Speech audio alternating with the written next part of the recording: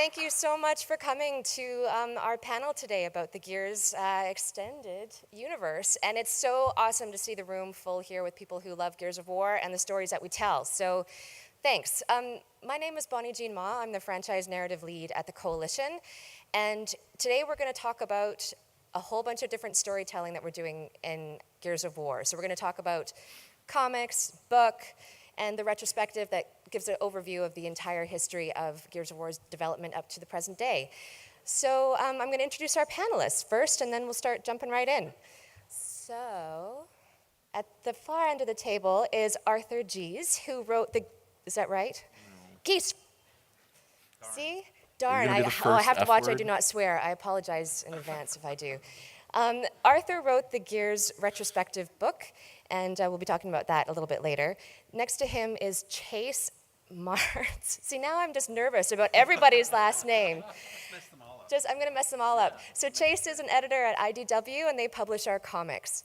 Next to him is Steve Saffel, who is at Titan Books, and we'll hear about Titan and what we're doing with Gears of War Ascendance when we get there. Beside him is Jason Huff, who wrote Gears of War Ascendance, which is our first new novel set in the Gears of War universe since this is our new novel that's coming out with advanced copies here at Comic-Con, which is pretty darn exciting. And last but not least, Rod Ferguson, studio head of the Coalition.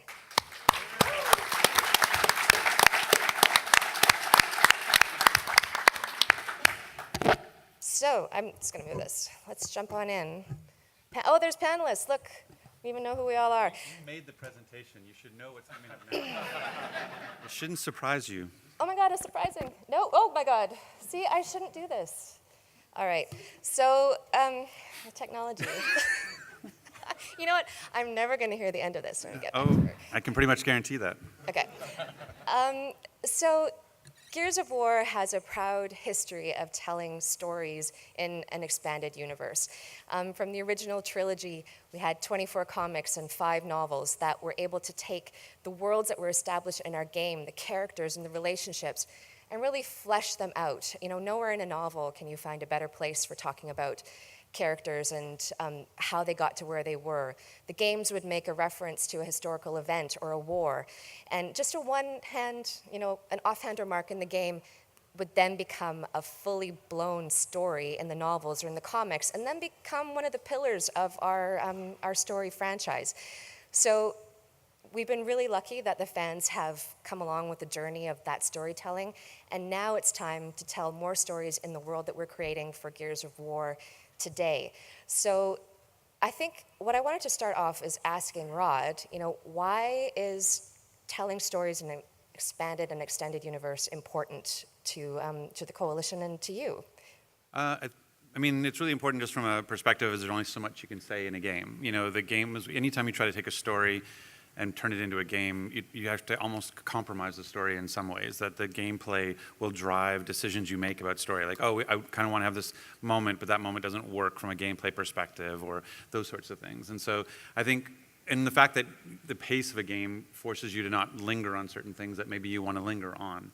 And so what we try to do in the games is we try to create what we call negative space, which is these moments in time, much like the Battle of Asheville Fields from Gears 1. It was meant to be a piece of negative space. We know Marcus was a hero in that battle, but we don't actually know what the battle's about.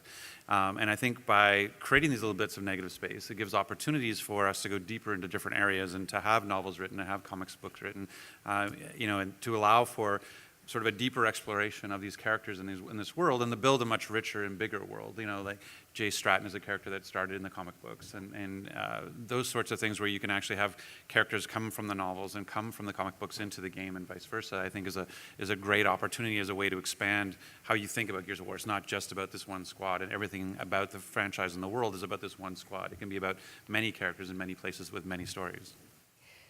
Well, the first, the big storytelling leap that has happened now with the novel is that we're going to be bridging from Gears 4 to Gears 5. Basically, when Jason and I talked about it, and we just sort of had this notion of creating, filling in the gap between Gears 4 and Gears 5. That between Gears 4 and Gears 5, there's a passage of time.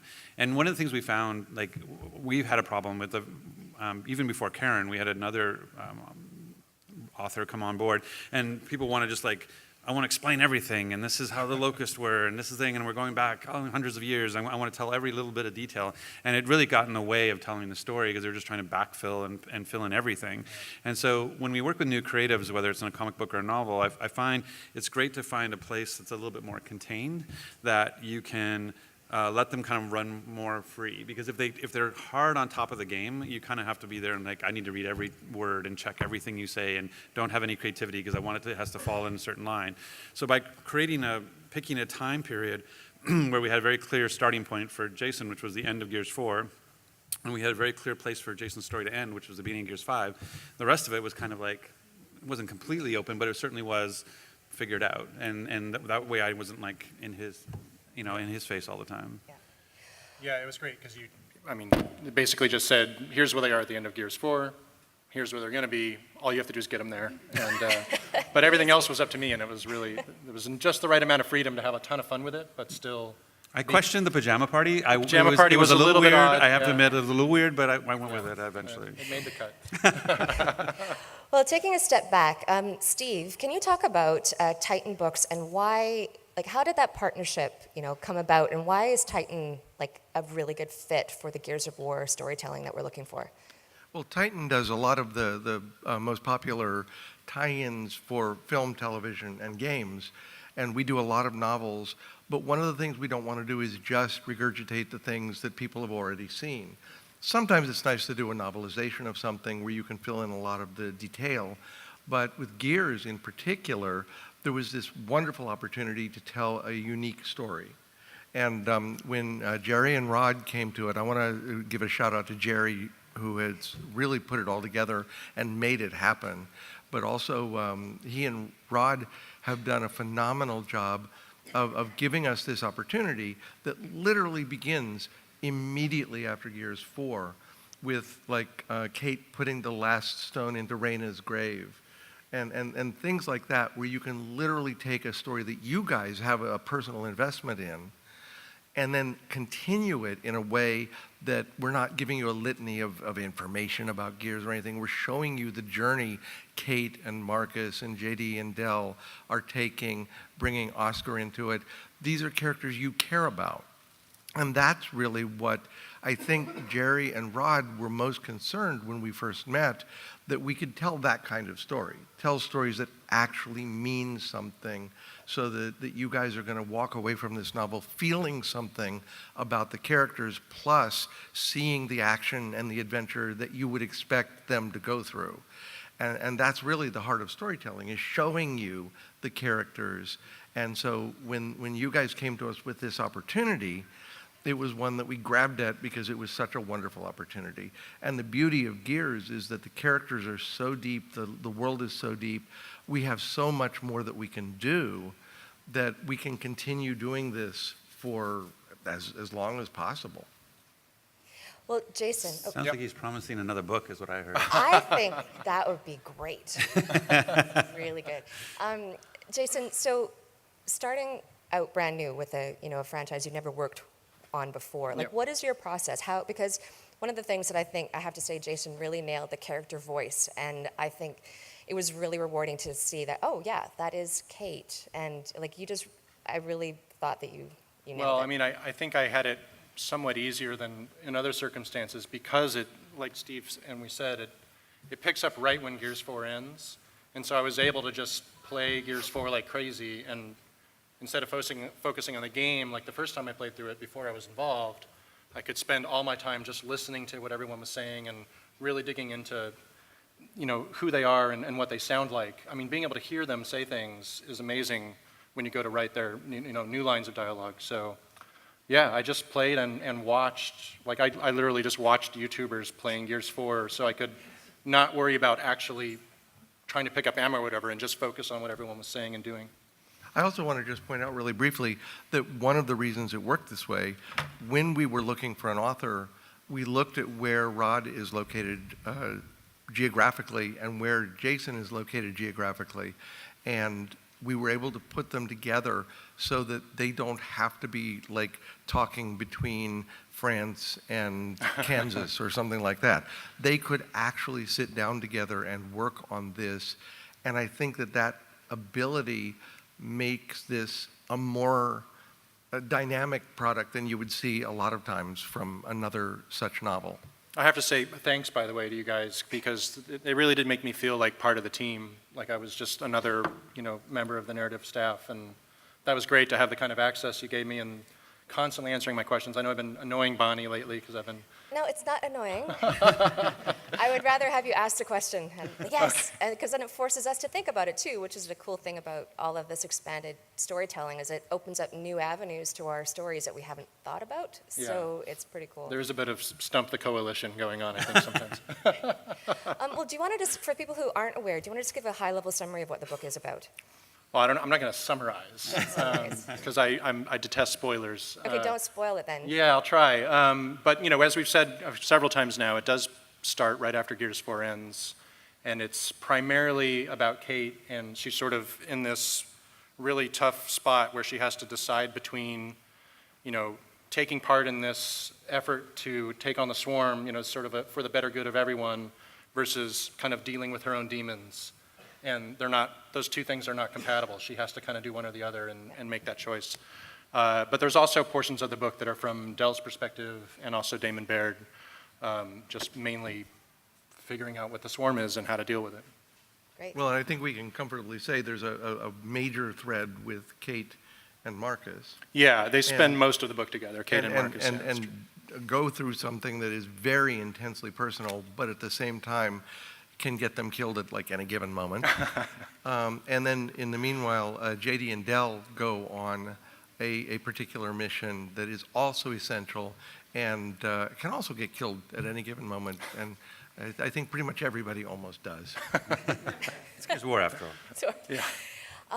so we wanted to let you guys know that there's also an audio book that's been recorded for this. And as you can see on the screen, Nan McNamara has read this book, and Nan is very dear to our heart because she is the voice of Anya Stroud in the original trilogy. So she's reading the audiobook.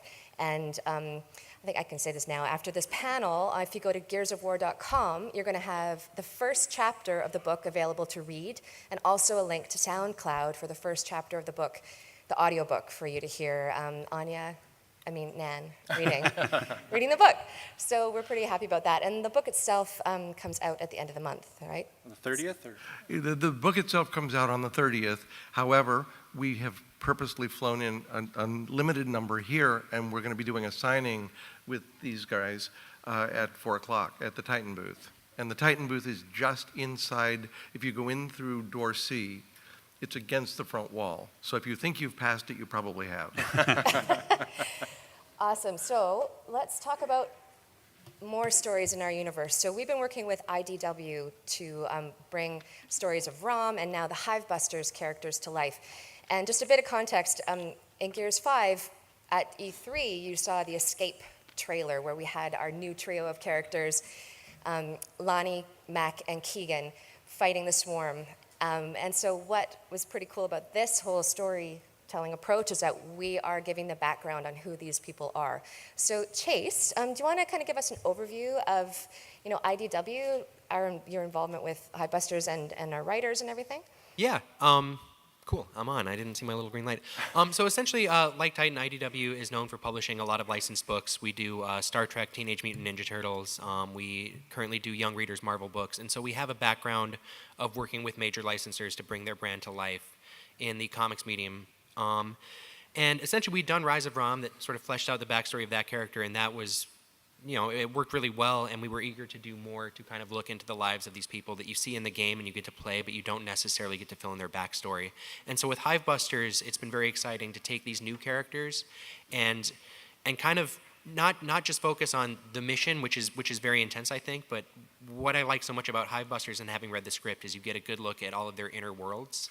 And kind of motivations and paths in a way that I think comics do really well as sort of a slower moving visual medium. And so it's been kind of fun to transition, because Gears is very visual, the weapons are cool, the creatures are cool, and it's very fun to have that on the comic page and also get to spend a little more time with the characters as they also have, some kind of quieter and more emotional moments that fill in the backstory that, as Rod said, you don't get in the game because you are focused on a mission and play through as opposed to reading the thoughts of these characters. I mean, the big thing for us, like when we were creating Escape, we knew that as a 3-player co-op mode, that if we had not created new characters for it, that if we had sort of just treated it as a different mode, the way you would treat competitive multiplayer or Horde, that it would, you would have Kate and JD and Dell, and they'd be fighting a hive from inside, and it would kind of look like a screenshot from the campaign. Or you'd go like, oh, I guess in the campaign they go inside a hive. And so we realized pretty quickly that we wanted Escape to have its own identity. And so we said, well, the only way we're going to get its own identity when you look at a screenshot is we need different characters. And so we actually went in and we created these characters from scratch around, okay, what are we looking for? What kind of characters do we want? And once we started to get that and thinking about it from a visual perspective, then it was about, okay, well now we've got these new characters, but we don't have any story for them because they're not in the campaign. So what do we do with these hive busters? And we felt like this was a great opportunity. We had just come off Rise of Rom with Curtis, and we felt like, well, why don't we take that opportunity and put it in the comics? And so what's going to happen is that people will start reading it before they even know Escape exists, because Hive Buster, the first issue, came up before that. And what they'll find is that when they read these comics, that when they go into the game, they'll actually get a lot more information about what it is they're playing, and the characters will make more sense to them. And so just using the comics in a new way for us, we've never really used it to fill in backstory before in the way that, like, as leading up to a game.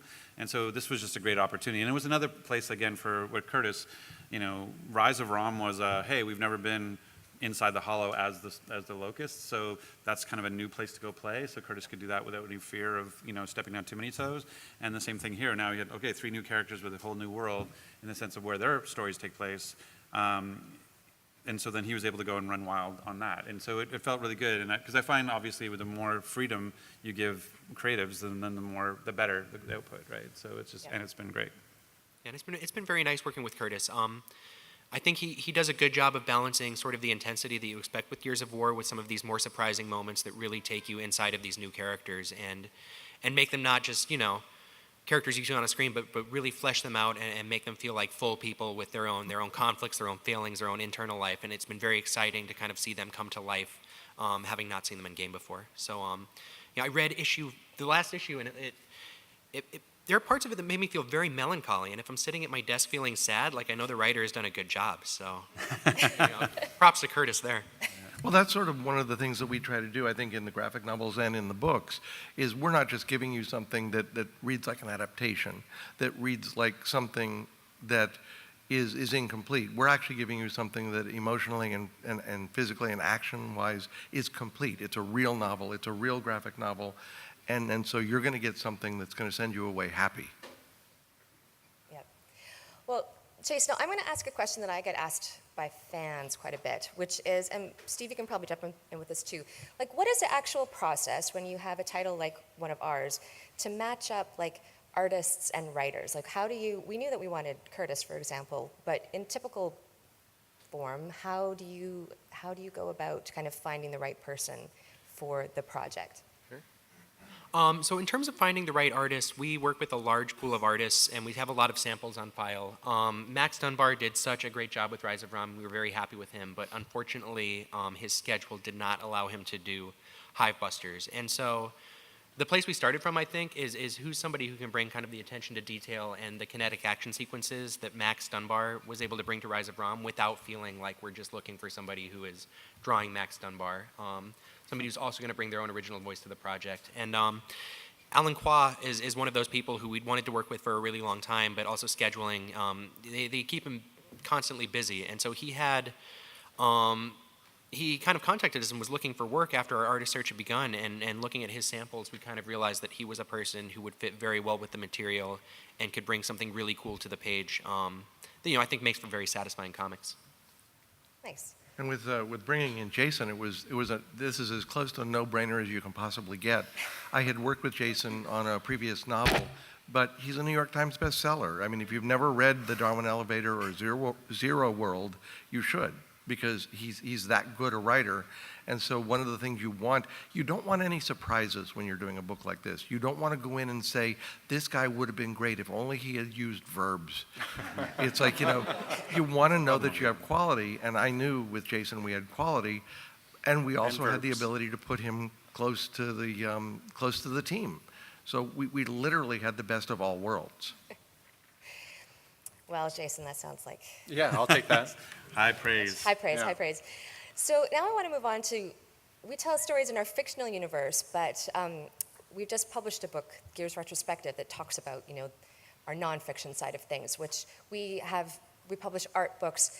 This new book was a different type of approach, and we really got to delve into the whole history of Gears of War. Like, Arthur, do you want to just talk a bit about what the project was? Well, it kind of started as an art book originally. I was up in Vancouver last year for the International, and I've met with Rod many times to talk about Gears. I've covered Gears a lot in my past life at Polygon, and so there had been discussion about doing something called Retrospective for a sort of anniversary of the game. And when I heard the title, it sort of occurred to me that one of the things that I like to see is sort of like histories of the ways that games are made, the way that games come together, the way that studios come together over those games. And so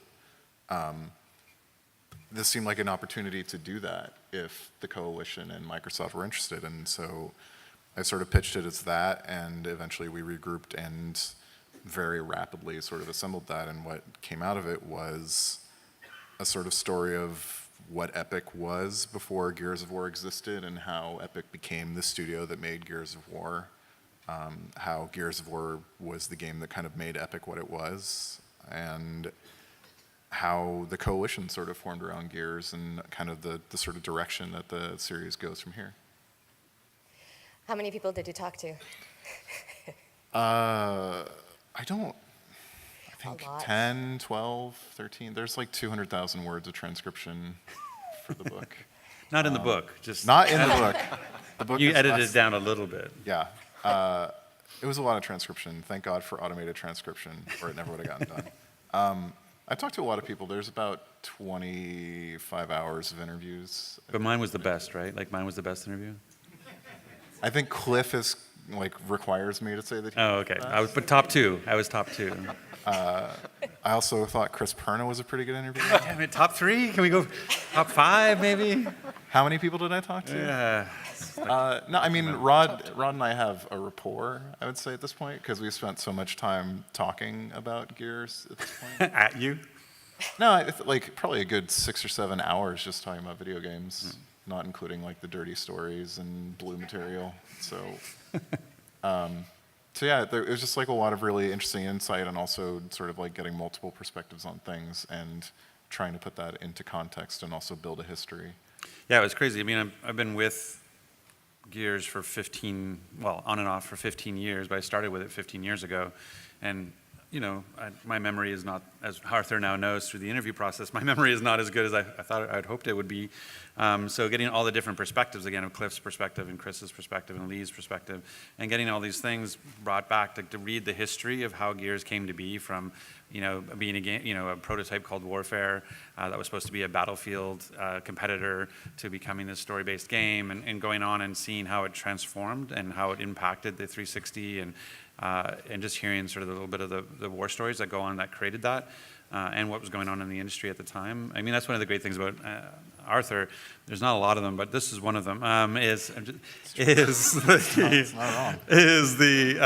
With Arthur's journalist background, he has such a great understanding of the industry as a whole. Yep. And so it's not just about hey, let me tell you a story about Gears. It's really about, he puts Gears in a great context. It's like Gears in the life cycle of a company, Gears in the life cycle of a console, Gears in the life cycle of an industry. And so you're not just learning about this is how we came up with this idea. It's more about how this sort of really impacted a lot of things. And that's what I really valued about Arthur's perspective to it, is that it had a much bigger picture than just somebody telling the usual, if a developer tried to do it, it would just be then we had a meeting about this, and then we made this choice.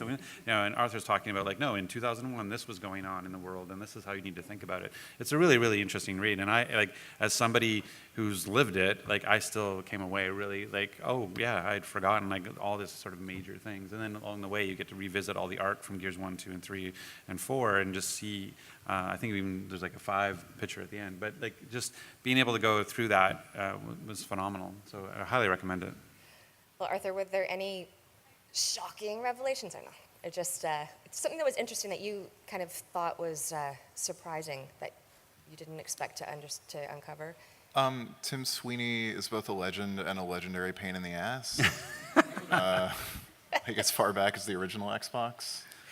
Sort of like unraveling the story of like the memo that everybody knows about, the sort of RAM, the Xbox 360 memory thing, like sort of finding that story and telling that story and getting multiple sides of that story from both people that were on Microsoft's side and people that were on Epic's side. And Microsoft said, well, they built a really good case, and Epic people said, well, maybe we weren't 100% honest about what we said we could or could not do before they decided to up the hardware specs. But, you know, Gears kind of defined the Xbox 360 from a hardware and software perspective, and also is maybe chiefly responsible for the Xbox 360 shortages for a year. Because it needed more memory.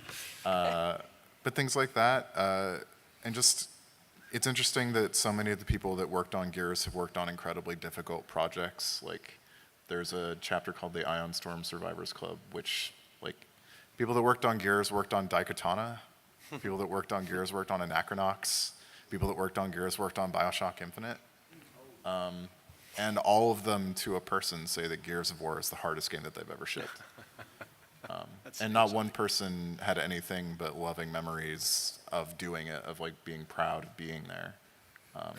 For a game that took like 6 years. That game was in development for an extremely long time. Jeez. So, Yeah, I mean, it changed. That's part of the story. You get to find out what happened. But the cool thing that I really liked was being able to fill in some of the, explain some of the things that happened and bring to light certain people. Like Lee Perry, you know, he is sort of an unsung hero. He was a lead level designer for 1, and then lead designer on 2 and 3, and he, like, is very, very responsible for Gears of War. Like, he was the one who kind of went to Cliff and said, hey, have you checked out this kill switch thing? And he kind of drove that, and the way that the Mauler came to be with the boom shield and the flail, like, that's Lee. Like, there's just so much of the design is Lee. And so, and he didn't really get that respect, that, or at least that recognition that Gears of War is really a large part of Lee Perry. And then the same thing with the MTV reality show and the way that was edited to make Laura look like she didn't want the chainsaw in the game when she clearly did. She just didn't want the chainsaw killing moment in the trailer. And they, when you're making a reality TV show, you need to find drama. And so we were mic'd for a long time, and so we would always go like naming other people like Robert is the villain. Like, you know that someone's going to be the villain, and we couldn't figure out who it was because at the time, even though we were working really hard, we had no drama. And so they made it up. And so they were just like, they took a meeting where Laura's like, you know, hey, Microsoft doesn't want, at this presentation, we don't want this chainsaw moment in the trailer, and they cut it off as we don't want the chainsaw, and then they hard edited the footage so it made it look like she was saying she didn't want it in the game. And so for years afterwards, she got some mail and stuff from people who were postings about chainsaw hating Haig, who didn't want the chainsaw, the most favorite weapon in the game, and it wasn't true at all. And so we tried to correct it and stuff, and it's just, but it was nice to be able to go back and revisit that and you talk to Laura and get her perspective, and it was nice to be able to kind of correct that in the book. Yeah. Because otherwise, like, yeah. I learned a lot from the book. And it was good to just have context about the games that we're making now, because where did they come from? And it's a pretty cool read. Speaking of the games that we're making now, also coming up is Gears Pop, which I meant to ask Chase about, because we have a Gears Pop comic. There is a Gears Pop comic. Yes. If you like Funko, if you like Gears of Wars, and if you like comics, this is that trifecta. But no, I'm really proud of it. I really like the design on Funko Pops, and I think that the Gears Pop designs translated them really well. And to be a part of that game that's coming up, which is really cute, I got to play it a little bit in development on my phone as research for the game, so that was fun to see it kind of coming together. And we made a book. It's written by Georgia Ball and the art is by Nico Pena, and it's colored by quite a few talented people: Thomas Deere and Valentina Pinto. And it's kind of just funny stories, and it's Gears in a way you wouldn't expect. They're kind of cute little vignettes that take the characters and put them in an entirely new world that is good for people of all ages, I think, in a way that maybe Gears of War Standard is not. Like, this is a comic that you can give to your kindergarten nephew if you want him to like Gears of War. Or and niece. Not gonna be, yeah, or niece. Or niece. Or niece. And yeah, it's just a lot of fun, and it's coming out at the very end of this month. Cool. Yeah, it's we still had to make sure. It's like, would Kate sound like this? Is this appropriate to Kate's character? So we still had to think deeply about, even with the Funko Pop level. ROM short sentences. ROM short sentences. ROM short, yes. So that was a fun project. Speaking of characters and fans and things, well, Jason. That's You, me. Jason. Yeah. What are you hoping, like, what are you looking forward to from people start reading the book? Like, what are you hoping that the people who love Gears, what are you hoping that they're going to get from? Well, I hope it's not going to be hate mail for me, mainly. No, I just hope that I kind of, from a personal standpoint, I wanted it to be, don't take this the wrong way, but less the prequel to Gears 5 and more like the lost epilogue for Gears 4. That's kind of what I looked at it as. Yeah. And I also wanted it to, make it feel a bit like a good DLC or something in terms of the scope and the level of action and all that stuff. And so I hope people connect with that and enjoy that. I tried to make it my own thing, but also be what you wanted. Yeah, and you get to spend time with characters, like you get some quality time with Chairman, like First Minister June, Yep. which I think is great. So like there's things like characters that you get to play in the game where you go like, or you're around in the game, you get a hint of what that relationship is. Like obviously in the book, Jason's able to flush that out. So Yeah. Actually, if I could jump in, Yeah. as somebody who was able to read the novel, sort of from an objective point of view, I have to say, yeah, it's an epilogue, but it's also very much a prologue in that it sets up character beats and conflicts and emotional crises that will lead directly into where these people are in the new game.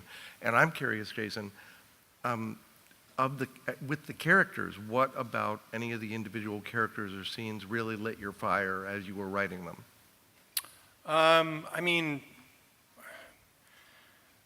The one that kind of started it all for me was just that idea of Kate placing the last rock on Reyna's grave, which is how the book starts.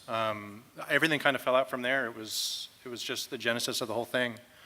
I think if I give any others, they're going to be too spoilery, so I'll probably go with that one, I think, yeah. It's good. So I want to make sure that we leave some time for Q&A at the end. So to kind of wrap up this whole bit, Rod. yes, Bonnie. Now you totally I thrown me. just chased it out of your head. Yes. No, but it's like, okay, so what do you hope for the future for storytelling in terms of, beyond the games? What do you hope that, this is the beginning, we have comics, we have the first novel, like, Right. what do you hope that this looks like as we keep going? Yeah, I just want to keep expanding the world, and I want to keep creating opportunities for story. And I want people to be able to enjoy the world and the characters and the stories without just having the games. Like, that, okay, I'm going to get a new story every few years. Like the notion that there's a place to go to read a book and get more depth on the characters, to read the comics and get action that maybe we can't even put on. What they can draw 1 million swarm and we can't render 1 million swarm. Yeah. So it's it's nice that they can do stuff in the comics that we can't. And just explore new things. It's much easier to take risks. Like the idea of the Rise of Rom and telling the story from the villain's perspective would have been hard potentially as a pitch for a game, but that's what we want to take this. And so I find that the comic books allow us to take a bunch of risks that we maybe wouldn't have been able to take. And so for me, it's just making a richer and richer and richer world and create more and more opportunities. And whether that's, the comics books or even, the movie that we're working on, like there's things like that, finding ways to just continue to broaden the horizon and find ways for more people to attach to it. Nice. That was a good answer. I enjoy your approval. So we're going to have a few minutes for Q&A. I think the way to do it is if you do have a question, we're not going to have time for a ton, but if you want to line up at the mic, and while people are doing that, I just wanted to go over can we go back to the signings. So this is a schedule of what's going on today. 2:30 at Udon, Arthur and Rod are going to be signing the retrospective. At the Titan booth at 4 o'clock, Jason is going to be signing the Ascendance novel, and you can buy the novel there, which is awesome. I'll be there too. I'll be there too. And then at 6 o'clock, we have the IDW booth, and can I show this, Jerry? There is this gorgeousness. So one of the things that, like, I've always been an Alex Ross fan, ever since Kingdom Come was the first sort of my introduction to Alex Ross, and to have the opportunity to work with one of your heroes, to be able to, it's felt really weird to give Alex Ross notes, like, hey dude, like, I love your drawing, but could you maybe do this? It felt really, really strange. And what's crazy is Alex doesn't work digitally, so he did a sketch, and that's an actual painting. That's not, like, he didn't do it on his computer. He did it, like, we have the canvas in our office now. So to be able to work with one of your heroes is just one of the privileges of getting to work on a franchise like yours. Like, especially like Jason, who's been a hero of mine for a really long time, and You didn't have any problem giving me notes. but anyway, so I'm really excited that we're going to have the poster available. Like, it's going to be part of our, if you get the Ultimate Edition, you get the steel book. That's Alex's art is on the steel case, but we have these posters available at our signing tonight, so please come. Yes. Okay, let's go with the first question. That's very cool. Hey, Hey, Miles. I've been a huge fan of Gears for a really long time. A lot of my friends play a little game called Fork Knife, I think. Never heard of it. Sorry, could you describe what kind of game it is? No, I'm just kidding. I think it's very similar to Gears. Okay. But my question is, a lot of them play a lot of different games. How is Gears 5 as an entry point for people who are new to the series? Yeah, it's Gears 5 is great for that. So that was one of the things we had to look at when we were designing the game. We looked at the fact that Game Pass was now a thing. So typically what we used to have is, like, if somebody wanted to check it out, there'd be this $60 barrier, in their way. That they go like, well, I better be committed because I have to put $60 down. And so if I'm uncertain, maybe I won't do that. And so now we have millions of subscribers who are just going to have this little square show up in their library that they now own this game or have access to this game that paid, as far as they're concerned, nothing. They paid their small monthly subscription. So it's basically this game shows up. And so we know we're going to get millions of people who are just going to go like, well, that looks cool. I've heard a lot about it. It's everywhere right now. So let me go see. And they're going to press A and off we go. And so we've been really careful about trying to make sure that the on-ramp is smooth. And so we have things like a brief retrospective in trailer that tells you like where the story is right now. We have a boot camp that you can go and play and learn the controls that we can and figure out how to play the game. And then we kind of ease you in from there. And it's a really good way to sort of get into it. So if you've never played Gears of War before, Gears 5 is a great game to start on. And what's awesome is in Game Pass, the Game Pass is sort of our anthology because every Gears game that's ever been made is in Game Pass. So if you pick up Game Pass for $9 or whatever, you now have Gears 1, 2, 3, Judgment, 4, and soon to be 5, right? So it's a great way to get into it as well. Thank you. Thank you. Thank you. Oh, you get something. Oh, you something. got to pop a mirror pop. Nice. Okay, next question, please. How's it going, guys? This question is pretty much for anyone. While working on certain projects, does any other stories come to mind and it kind of branches you off that become actual projects themselves? Jason? I'm sorry, I missed the. So have you ever been working on a project that had sort of things that splintered that you were interested in that eventually those splinters became their own project? Like you'd go like, oh, that's a cool idea. I'll make that into a separate thing. Well, I mean, in a lot of ways, and I don't want to, God, this is going to be a spoiler, so I'm not going to go into too much detail, but I mentioned earlier that I was playing through Gears 4 and watching people play Gears 4 so I could pay really close attention to all the small details that you might miss when you're just playing the game and enjoying it. And there was a particular line of dialogue that essentially was the genesis for the whole idea for the book. I don't want to say what that is because it would be, I think, too much of a spoiler. But it was one of these things where, I met Rod for dinner and we were talking about all the different things we could do with the book. And I said, well, I heard this line and it gave me this idea and we kind of talked through it and everything just kind of grew out of that. So yeah, definitely that happens. Absolutely. Thank you. Yeah. Cool. Next question, please. Hi. I know Cliffy B hasn't been with Gears in a while for a pretty good while. But is there any advice or direction that you guys still follow whenever you're making something new? Yeah, I mean, Cliff's retired from games, so I don't really talk to him much about games anymore, but there's stuff that when we were making the original trilogy that we still kind of hold true. There's things like, so a term we call fuzzy cover, is something that Cliff kind of came up with when we were making the first game, was trying to tell people that if you're going to have cover, make it look like cover. Like I should be able to look at it and go, that's a safe place to go. But this clump of grass that might be high enough, but I don't know if it's safe. Like we would call that fuzzy cover. And he actually at one point went around the office and put Post-it notes on everything in the office that would be considered fuzzy cover. So we had planters with a thing saying fuzzy, and this is fuzzy, and this fridge is solid, that kind of thing. So there's things like that, that over the course of building a game, or a franchise for 15 years, you kind of come up with these shorthands of, hey, like, think about it this way, think about it this way. And even when we were doing 4, we came up with pillars and said, like, this is the way you need to think about this. Like, and so, because there was a bunch of people who hadn't made Gears before. So we kind of always sort of look back, and that's one of the big challenges. Like, for 4, we were trying to do, like, can we do Gears right? And we were sort of trying to do it the way that people were used to it. And now 5, we're kind of changing the formula up a little bit. And so now we're kind of like, hey, how do we do that without breaking it, right? And so we constantly are going back and checking ourselves, saying like, hey, new feature, cool. Ooh, is that too much? And like, check. Okay, no, we're good. Like, and that kind of thing. So we're always sort of looking to make sure that as much as we want to push it to something new, we don't break what makes it Gears. Thank you. Thanks. Jerry? Great. Next question. So, being a fan of Gears for the last more than half my life at this point in time. Oh my God.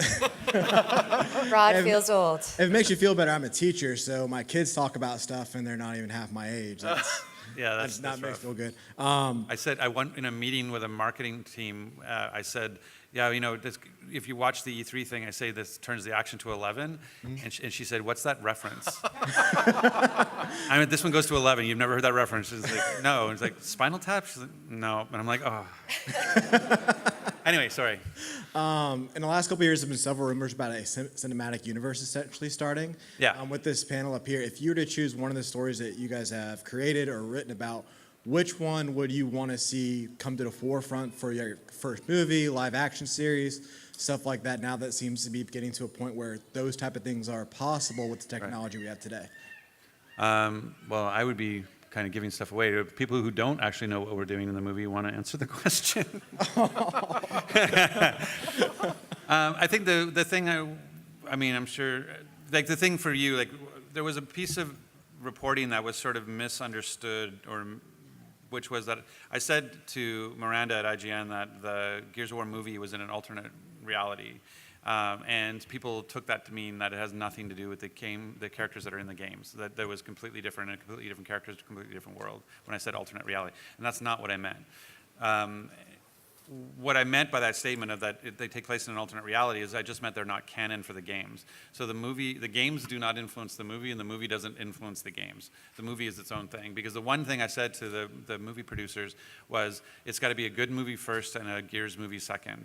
And so if I put too many constraints and too much fan service, like I personally think the World of Warcraft movie suffered from trying to be too fan-centric. There was too much fan service in that movie that you kind of lost the story because they were too busy trying to make sure there was a Murloc under the bridge, right? Like, and so to me, it's like, make a good movie, then let's make a Gears movie. And so that was why we said it's an alternate reality, because then they wouldn't be beholden to everything that happened in the game. Okay. But I don't know if that answers your question enough, but I just think they're interesting. I think all of these stories, I think, are really cool in terms of where we could go and what we do. I think there's a difference between a big budget summer blockbuster movie versus a Netflix animated thing that you would go and try different aspects. And I think from the Rise of Rom, to Ascendance, to there's all these. What's great is having all these stories that we already have after 15 years. That I think it's rich with where we could go, and I think that's the trick now, is making sure that we do something. I never want to do something that's not authentic, and Jerry can speak to that. When I first met Jerry, when we were doing licensing, I said, like, I want this licensing business to thrive and be successful, but at its first and foremost, it has to be authentic for the fans. I don't want plastic wallets. I don't want flip-flops. I don't want cheap tchotchke crap. I want something that if I'm a fan of Gears of War, that when I go get it, I know that I'm going to love it because it's authentic and it's real and it's meaningful. And so that's what I've been pushing Jerry on, and it's the same thing I push on everything, and Bonnie knows this too, from a story perspective, as well as everybody on this panel. Is like, I push everybody to be, this is for the fans, and if they're going to go do it and spend their money on it and be part of it, I want it to be real and authentic and meaningful. Sorry. Thank you for that. Great. Thank you. We only have time for one more question, and then we're going to have to wrap it up. So I just want to say, Mr. Guys, your statement stating on how Gears of War changed Xbox 360, Xbox One, etc. Totally agree with that statement. I mean, Wholeheartedly. It didn't 100%. just change Xbox. Like, Gears of War is chiefly responsible for a lot of the direction of the console generation. For 100% Xbox agree. 360. We sold a lot of HD TVs too. that whole statement you made, I was like, yes, you were right. But my question is for Mr. Ferguson. Yes. What drives me to Gears of War, for me anyways, 4-player co-op. The ability to play campaign with 4 friends Right. anywhere in the world, campaign. Right. First time I've ever saw that was Halo, the Right. original. And then when Gears of War came out, I said to my friends and brother-in-laws, 4 players, Right. campaign, co-op. So my question is, will that continue? So, so you can take from my hesitation that I'm not quickly just saying yes. The issue with 4-player, I agree with you. Like, I'm a big co-op gamer, and everything I do is co-op based. The problem with 4-player co-op is that it's chaos. And when you played that Halo experience for the first time, I bet you didn't understand exactly what was going on at all the right times, because while you're grabbing ammo, somebody's triggering the event that caused the thing that, you know what I mean? Like, and so there's a technical issue with 4-player, which is you need much bigger worlds. Like, one of the things you'll notice from Gears 1, 2, and then 3 is that 3 had much bigger levels, because now I got to find places for 4 people to take cover. So it's much more challenging to build, but it's also much more challenging to tell a story. And if you watch Gears 3 and you watch the cinematics, like, there's something that I had to work with Karen on, is she started to do this round robin thing where everybody got one line, because we had to have, because you could never have the characters alone. There always had to be 4 people in a scene. There always had to be 4 people in a moment. And so all 4 people expressed an opinion. And so when we went back to Gears 4, the first thing we did is we shrank down to 2-player co-op. And part of it was the technology, but part of it was storytelling. It was just really hard to tell a really compelling story when nobody can go to the bathroom alone because they got to bring 3 friends with them every time. You know what I mean? Like, and so I was like, you're not going to have those moments where 2 people can just be like, hey, this is a thing, right? And so as we look to expand that, we look at just creating bigger offerings, in the sense that Escape is 3-player, Horde is 5-player. Like, we have co-op in spades. It's just the notion of 4-player co-op campaign. I kind of feel like, as fun as it is, it also dilutes the story quite a bit. And so it's walking that line. And so, so there's lots of co-op for you and your friends in Gears 5. There will not be 4-player campaign co-op, though. Sorry. No. Thank you, everyone, for your questions. We've really appreciated you being here, but I'm sorry. Oh, God. One more question. One more question, Oh, please. my God. So you know what? We love that you're expanding the universe. I'm a huge fan of this entire panel. I just want you to know. We came all the way up from LA to, excuse me. So we should introduce you. So Oh, you look we have- more familiar to me now. So this is Eugene Bird, who is Dell in our game, and this is Raul Hello. Pulley, Hello, everybody. who is Who plays Foz Foz. from Gears of War 5. We are huge fans of the fact that you guys are doing an expanded universe, and Roland and I had an idea. Okay. Sure. Everybody knows Fast and Furious? Yeah. Hobbs and Shaw, y'all like the idea of that? Gears presents Dell and Foz. We want to Foz and Dell. We talked about this. That's not going to work. I started this universe before. You should. So you should, like, you've had your game, innit? Yeah. You've been in 4. Let me have my 5. You're in 5. Rod doesn't look like he's buying it. Well, I mean, I think it's voiced by Troy Baker and Nolan North. there you go. And I- Wait. I just- That doesn't work. Then that puts us out of it. Mocap? Mocap. You'll do the mocap. I mean, I'll let Troy Baker and Nolan North do mocap for me, but I'm still going to do the voice. That's where we differ. See, I wanted to do this alone. I wanted to do this without you. You wanted to, you know what? You're ruining it. Just think about it. Okay. No Go taking. on. Spend Universe. So Titan, Foz and Dell. DW. Alex Ross. Gears of War, Foz and Dell, I heard. No. Gears of Whoa. Foz and Dell. Whoa. Foz and Dell. This is why I never talk to you. You enjoy the rest of your Comic-Con. Yeah, right. Thanks, everyone. Thank you, Foz and Dell. Thank you. Have the rest of the con. Always nice when the cast shows up Yep. to pitch their new idea. Yep. You know, you should be pitching. Jason can probably get a good Dell and Foz story out of this somehow. That's true, Yeah, actually. you know who to talk to. Thanks, everyone. I hope you enjoyed the panel and have a great rest of Comic-Con. Take care.